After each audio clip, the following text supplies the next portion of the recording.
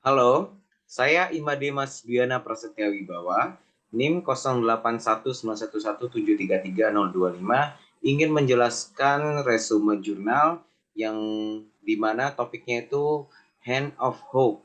Di sini juga sebagai syarat untuk penilaian UTS mata kuliah rekayasa rehab medis. Adapun jurnal yang dibahas itu ada 3, yaitu jurnal dari Profesor Dr. Tong Kayu atau Raymond Tong, di mana di sini ada 3 di tahun 2010, jurnalnya yang berjudul Unintention Driven Hand Function Text Training Robotic System. Kemudian yang kedua pada tahun 2011 diterbitkannya yaitu an EMG Driven Exoskeleton Hand Robotic Training Device on Chronic Stroke Subjects Text Training System for Stroke Rehabilitation, dan yang terakhir yaitu di tahun 2013 yang berjudul The Effect of Post-Stroke Upper Limb Training with an Electromyography or EMG Driven Hand Robot. Jadi semuanya pada jurnal ini Dr. Tong Kayu atau Raymond Tong itu ingin membuat sebuah robot rehabilitasi yang interaktif untuk membantu pasien pasca stroke, di mana dari robot ini akan mendeteksi apakah tangan ingin membuka atau menutup melalui pembacaan sinyal EMG pada sisi hemiplegic. Jadi di sini hemiplegic itu suatu kondisi yang disebabkan kelumpuhan atau penurunan aktivitas otot yang disebabkan oleh penurunan saraf juga, kerja saraf, fungsi saraf yang salah satunya bisa disebabkan pada kondisi pasca stroke. Kemudian exoskeleton ini dibuat secara praktis gitu atau portable sehingga bisa dilakukan di manapun pasien tersebut dan juga bisa digunakan untuk kegiatan sehari-hari. Robot ini terfokus pada koordinasi otot ekstremitas atas. Selanjutnya latar belakang atau apa sih yang melatar belakangi Raymond Tong untuk membuat ini, di mana sekitar 70 hingga 80% orang pasca stroke akan mengalami gangguan fungsi motorik bagian atas. Dan kondisi ini biasanya disertai dengan kelainan spastisitas, kelemahan otot, dan gangguan koordinasi otot, terutama pada pola koaktivasi otot yang bervariasi. Jadi tentunya di sini kita tidak bisa mengeneralkan bagaimana kondisi seseorang. Setiap orang pasca stroke pastinya memiliki kondisi yang bervariasi, apakah itu parah atau tidaknya tergantung pada kondisi masing-masing. Selanjutnya juga didukung dengan latar belakang dengan bantuan robot, di mana teknologi robot ini mampu merehabilitasi pasien pasca stroke dan memfasilitasi beberapa kontrol gerakan oleh motor atau robot, yang dimana ini bisa sampai gerakan halus seperti gerakan pada jari. Namun sebagian besar robot rehabilitasi yang saat ini beredar di pasaran itu dirancang untuk sendi besar seperti siku dan bahu. Tapi walaupun sudah beredar di pasaran itu masih dikatakan sedikit dan harganya pun juga mahal. Selanjutnya design of hand robot yang dibangun di jurnal ini itu memiliki requirement. Yang pertama membantu untuk membuka dan menutup tangan. Ini juga teori yang digunakan untuk rehabilitasi, di mana membuka dan menutup tangan dapat melatih atau memancing saraf pasien rehabilitasi pasca stroke, sehingga kedepannya bisa memperbaiki koordinasi otot dan saraf pasien pasca stroke. Selanjutnya requirement kedua yaitu membantu continuous passive motion atau gerakan pasif tanpa adanya upaya atau gaya dari pasien, dan kontrol aktif tentunya menggunakan sinyal EMG. Dan juga yang ketiga memungkinkan orang untuk memegang dan merasakan objek di tangan. Jadi didesain sedemikian rupa sehingga tangan pasien tetap bisa memegang dan merasakan atau merasakan sensasi dari objek tersebut yang dipegangnya. Dan yang terakhir juga tentunya portable dan ringan untuk digunakan kegiatan sehari-hari. Selanjutnya untuk desain assembly pada jari, itu tiap modul tangan dapat menampung 5 aktuator linier dan 5 rakitan jari, di mana setiap bagian jari terdapat motor linier dengan 2 degree of function pada bagian metacarpophalangeal atau MCP dan proximal interphalangeal atau PIP. Dan untuk robot ini atau modul di tangan ini bisa digerakkan hingga 55 sampai 65 derajat pada bagian MCP dan PIP-nya dengan gaya maksimum yang dapat dikerahkan itu sebesar 23 Newton dengan kecepatan 12 mm per second.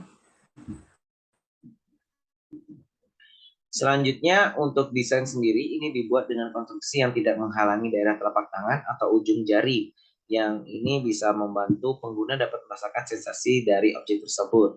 Kemudian 5 jari itu dibentuk identik dengan panjang dapat disesuaikan. Hal ini dikarenakan untuk mengurangi cost yang akan dihabiskan pada pembuatan modul tangan tersebut. Dan juga untuk setiap modul menggunakan handphone, tali velcro dan cincin jari untuk mengamankan tangan dengan nyaman tentunya ke modul tangan robotik. Selanjutnya untuk kontrol sistemnya, yang pertama itu ada hardware.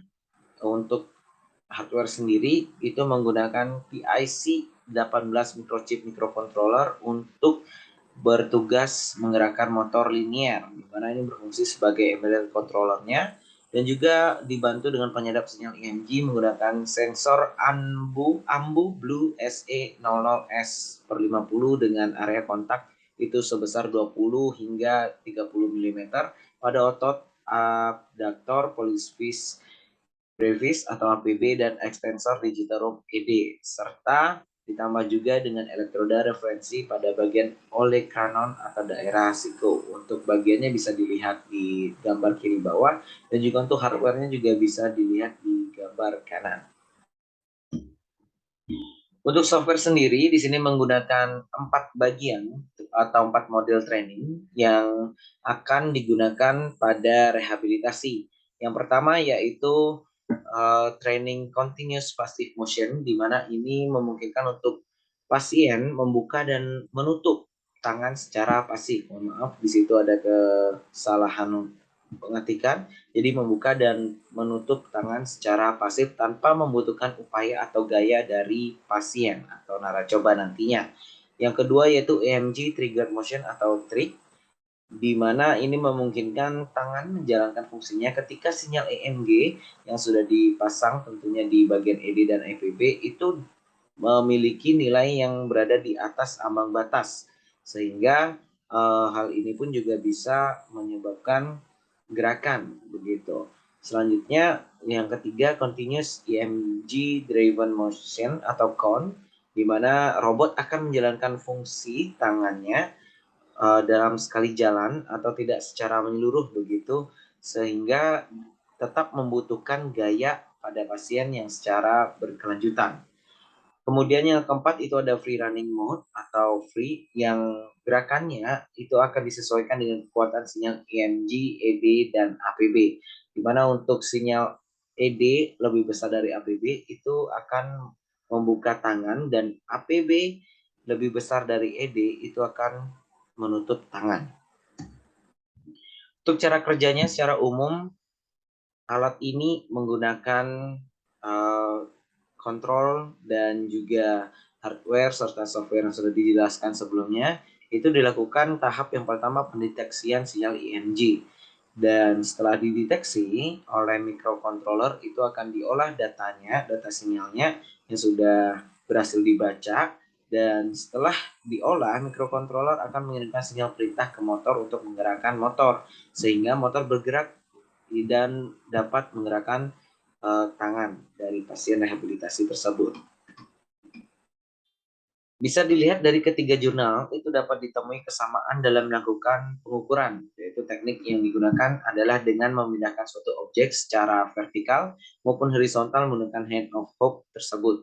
Yang menjadi pembeda itu hanya objek yang dipindah, repetisi, dan jarak pemindahan. Oke, kita lanjut untuk yang percobaan pertama di jurnal pertama yang berjudul Unintention Driven Hand Function Text Training Robotic System, di mana dilakukan percobaan pada 2 pasien kronik dengan 15 sesi pelatihan selama 1,5 jam, dan sesi tersebut dilakukan 3 hingga 5 kali per minggu. Untuk demografi subjeknya bisa dilihat pada tabel kanan bawah.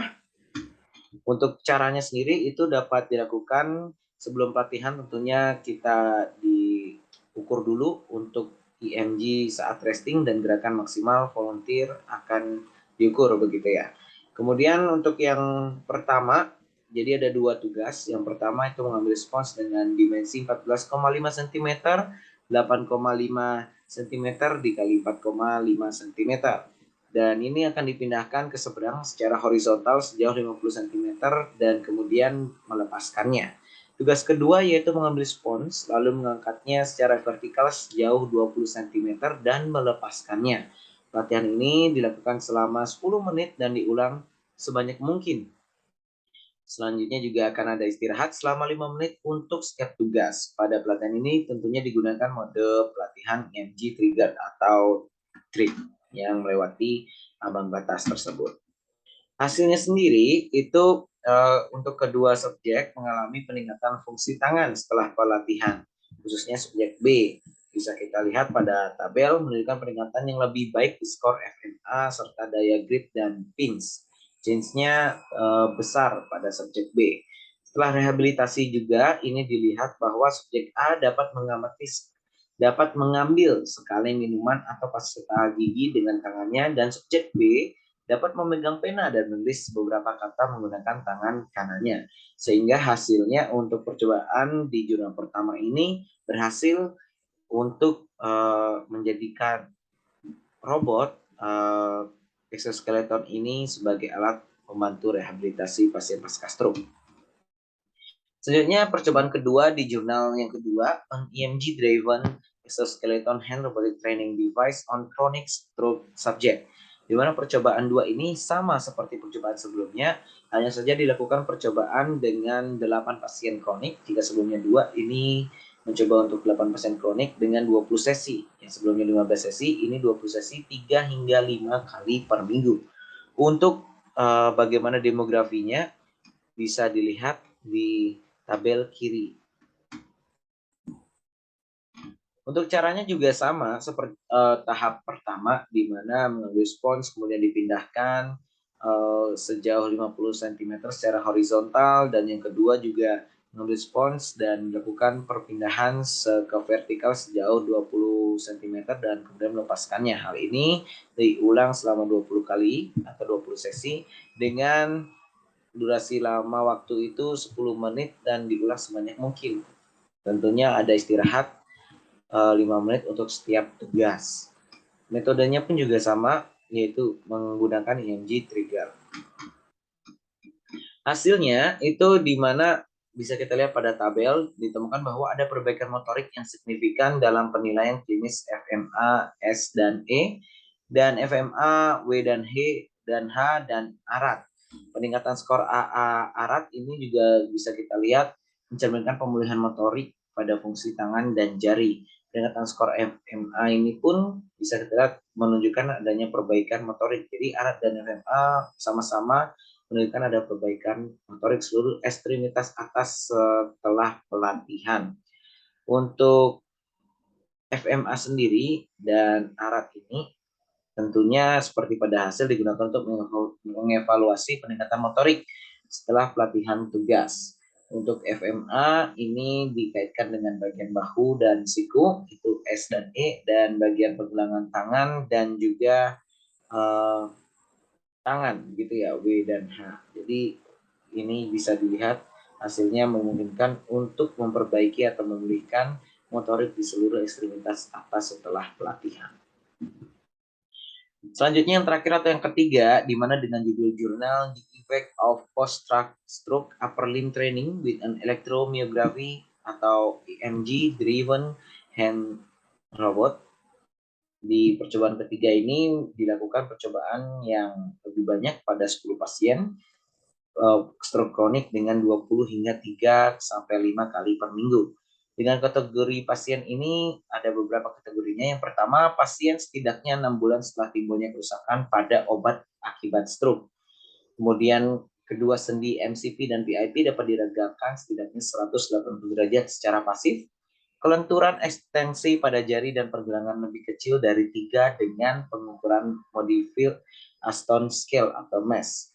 Yang keempat, terdeteksinya sinyal EMG volunteer. Dan juga yang kelima, subjek memiliki kognisi yang cukup untuk mengikuti petunjuk percobaan. Untuk tugasnya sendiri ada 2, yaitu horizontal task. Untuk hemiplegia sebelah kiri, subjek menggenggam spons dengan ketebalan 5 cm dan memindahkannya sejauh 50 cm dari titik A pada kiri meja dan titik B di kanan meja. Bisa dilihat seperti pada gambar yang horizontal. Subjek kemudian melepaskan spons di titik B dan kemudian menggenggamnya lagi dan kembali ke titik A, dan begitu juga sebaliknya. Yang kedua itu vertical touch, di mana subjek melakukan tugas dari menggenggam spons di garis tengah dari lapisan bawah rak, kemudian mengangkatnya sepanjang 17 cm secara vertikal dan diletakkan di lapisan atas, lalu meletakkannya kembali ke lapisan bawah. Latihan ini dilakukan sebanyak 3 kali, setelah itu dilakukan kembali latihan horizontal dan vertikal, dan selanjutnya membuka dan menutup tangan.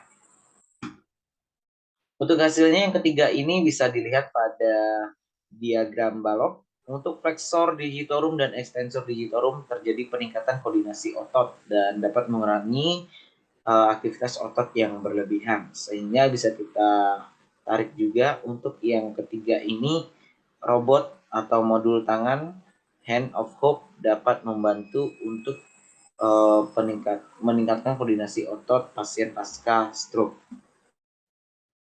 Selanjutnya untuk kesimpulan dari hasil dan evaluasi ketiga jurnal itu dapat dilakukan, yang setelah dilakukan percobaan dan tes penilaian secara klinis menunjukkan bahwa robot ini dapat digunakan dalam melakukan fungsinya pada pelatihan rehabilitasi fungsi motorik atas pasien pasca stroke.